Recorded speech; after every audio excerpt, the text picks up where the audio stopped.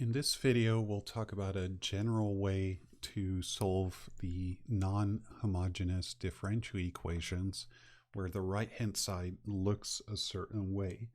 So in our examples, if I can summarize very roughly, if our function f of t on the right-hand side of our differential equation looked like t to the power m, then what we did was, let me use a different color there. If f of t then looked like this, then yp of t was basically a polynomial of degree m.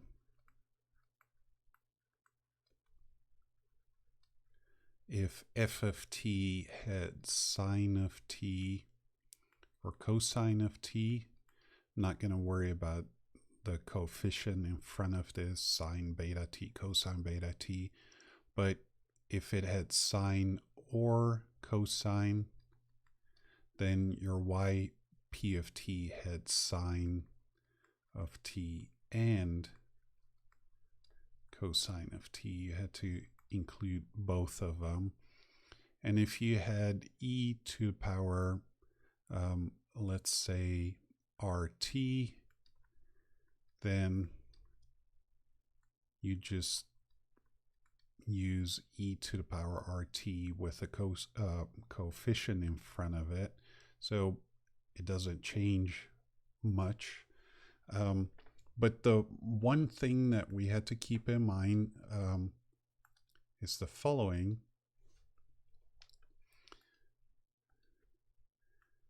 Except when r is a root of the auxiliary equation. And the one example that we looked at, we introduced an extra t, but there could be a problem where r is a root of multiplicity 2, and then we already have that t as a second solution to our homogeneous differential equation. So then it's not good enough to introduce a t, we would need a t squared. So this is a bit more formal. The method of undetermined coefficients. So to find a particular solution to the differential equation ay double prime plus by prime plus cy equals a constant times a power of t times e to the power rt. And what you see here is they combine basically case 1 and case 3. Where m is a non-negative integer, we're going to use the form yp of t equals t to the power s, and I'll say a little bit more about that, then a polynomial in t, and then e to the power rt. So we kind of see the same thing, right? The power of t leads to a polynomial, e to a power leads to e to the power, but we have to do a little bit extra if r is a root of the auxiliary equation. So if r is not a root, we can just ignore this. This is a 1. So they say that if it's not a root, s equals 0, and that means that t to the power s is t to the power 0. That's just 1. So if r is not a root, e to the power rt works, and we don't have to do anything else. Now, if r is a simple root of the associated auxiliary equation, then we have to multiply by t to the power 1. And we've seen an example of that. Now, if r happens to be a double root of the associated auxiliary equation, we have to let s equal 2, and we have to multiply by t squared. Now, what about right-hand sides that look like cosine and sine? So if beta is not equal to 0 and your right-hand side looks like c times t to the power m e to the power alpha t cosine beta t, or c times t to the power m e to the power alpha t sine beta t, then we use the form yp of t equals t to the power s, polynomial in t of degree m, with coefficients a sub m down to a sub 0 or a naught, and then e to the power alpha t cosine beta t plus t to the power s times a polynomial in b or in t with coefficients b sub m t to the power m down to b1 times t plus b naught times e to the power alpha t sine of beta t. That's a lot. And here, t to the power s can only be 0 or 1 in this case. Since we're looking at second order differential equation, it means that the auxiliary equation is a quadratic. And so if alpha plus I beta is a root, it has to be a root of, it has to be a simple root. Remember, because the roots, complex roots, always show up as conjugate pairs. So it's alpha plus or minus I beta. So if alpha plus I beta is not a root of the associated auxiliary equation, we can just let s be equal to 0, and otherwise s needs to be 1 if alpha plus I beta is a root of the associated auxiliary equation. So typically the way these problems are set up, because these right-hand sides or these particular solutions can look pretty complicated, and checking your work and making sure that all the coefficients work out, that's a lot of work. So typically either the right-hand side is pretty simple, or we'll see some examples where I will ask for find the form of a particular solution, and I'll do some examples in the next video. So in this example, we want to find a particular solution to y double prime plus 2y prime plus y equals e to the power negative t. So normally our particular solution would be of the form e to the power negative t. Now, let's try to make sense of this. So the right-hand side in the general case looks like c times t to the power m e to the power rt. So if we think of this right on the right-hand side, compare this with c times t to the power m e to the power rt. So on the right-hand side, we have this, and this is the general case. Now, I don't see a t in front of the e to the power negative t. So that means that this is a factor of 1, and we can get that when m equals 0. So I can think of this as 1 times t to the power 0 times e to the power negative t. And so when you combine it, then you have c equals 1, which is not important. We have that m equals 0, and we have that r equals negative 1. So our general solution, according to this method, then looks as follows.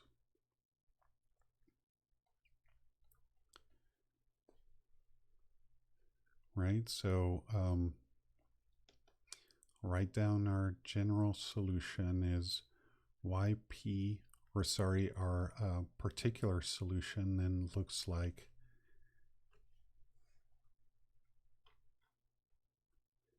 t to the power s. I'll put that in orange.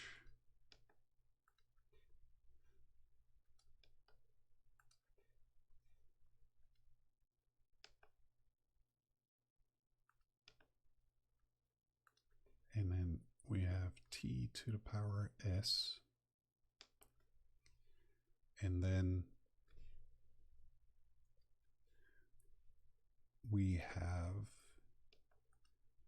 in between parentheses a sub m t to the power m plus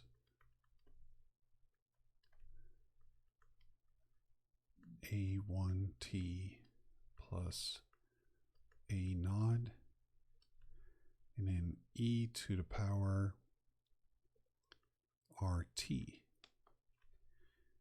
Now, let's not worry about that t to the power s for now. So I'm going to keep that here.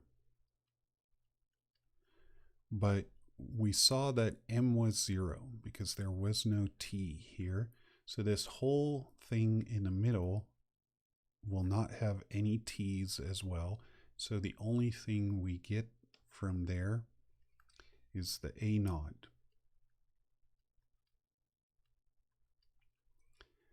And then r was negative 1, so we have e to the power negative t.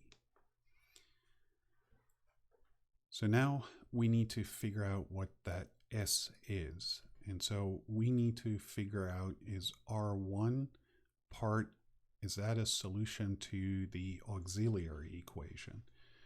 So to look at that orange term or factor, we're going to have to take a look at the auxiliary equation.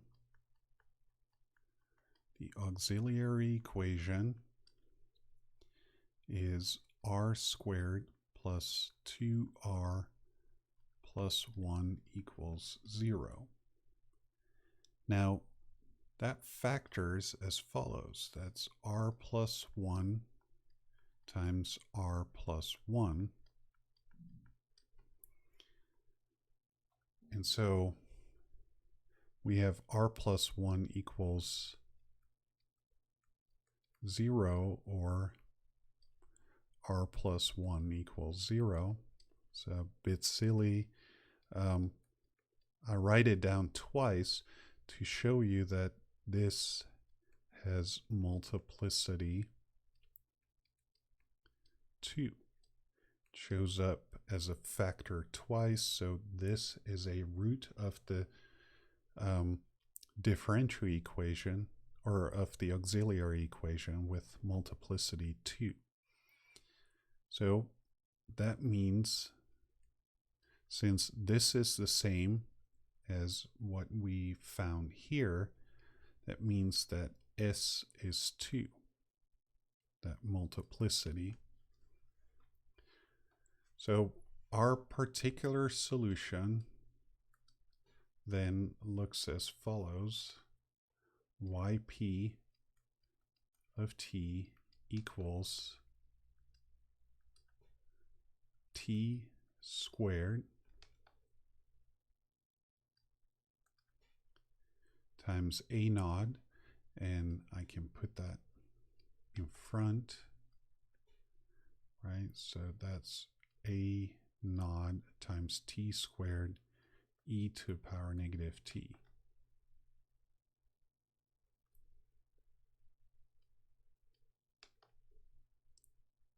That's our particular solution, and so now we need to take a look at what is yp prime, and by the product rule, we get that yp prime is 2a naught t e to the power negative t minus a naught t squared e to the power negative t. And so that's again a product rule. Yp double prime of t is equal to 2a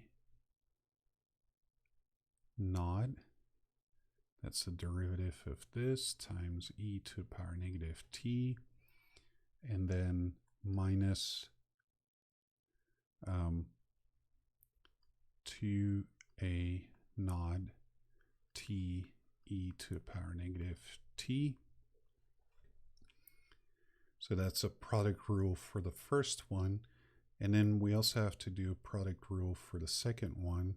So that's minus 2a naught t e to the power negative t. And then it's plus a naught t squared e to the power negative t. And the middle term can be simplified to negative 4a naught t e to the power negative t.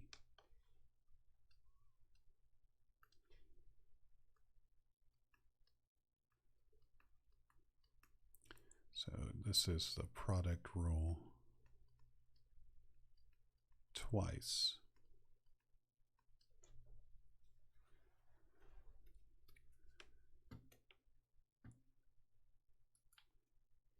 Okay, so now let's take a look at what the differential equation has to, what our yp has to satisfy. So we have yp double prime plus 2yp prime plus yp has to equal e to the power negative t.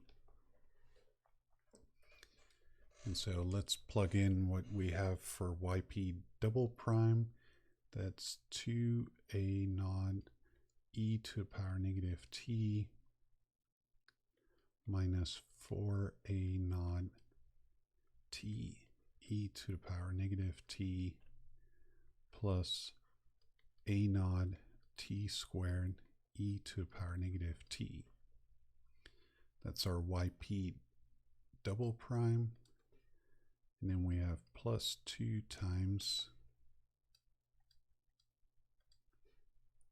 this guy here. So that's 2a naught t e to the power negative t minus a naught t squared e to the power negative t. And then finally yp, and that's yp by itself, so we have to add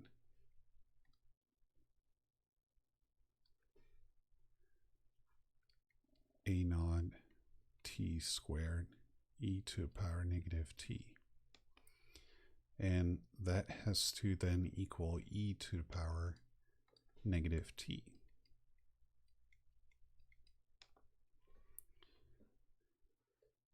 Okay, so let's collect like terms. So let's first look at the terms with the t squared. So we have a naught t squared e to the power negative t, and then minus 2a naught t squared, and then plus a naught. So when I combine that, right, I get a naught minus 2a naught, and then plus a naught,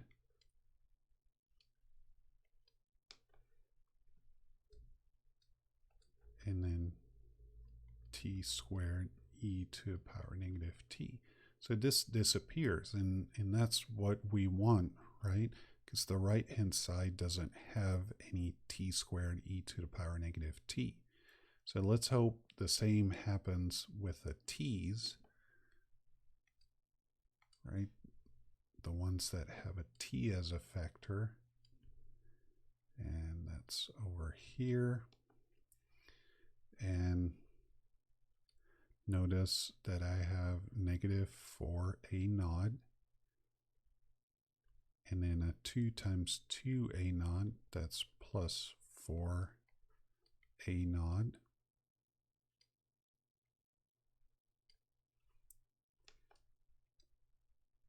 And then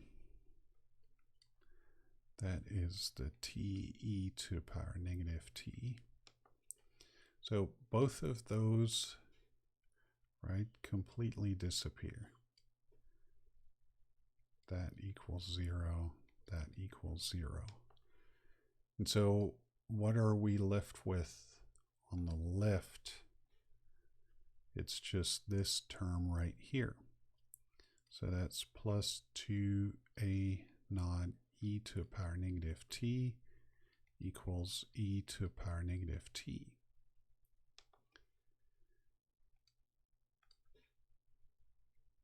And that's 1 times negative, or 1 times e to the power negative t, and we have 2a naught here. So from this, it follows that 2a naught has to equal 1, or a naught has to equal 1/2. And so our final solution is, for the particular solution, is yp of t equals 1/2, and then t squared, and then e to the power negative t. And that's our final answer.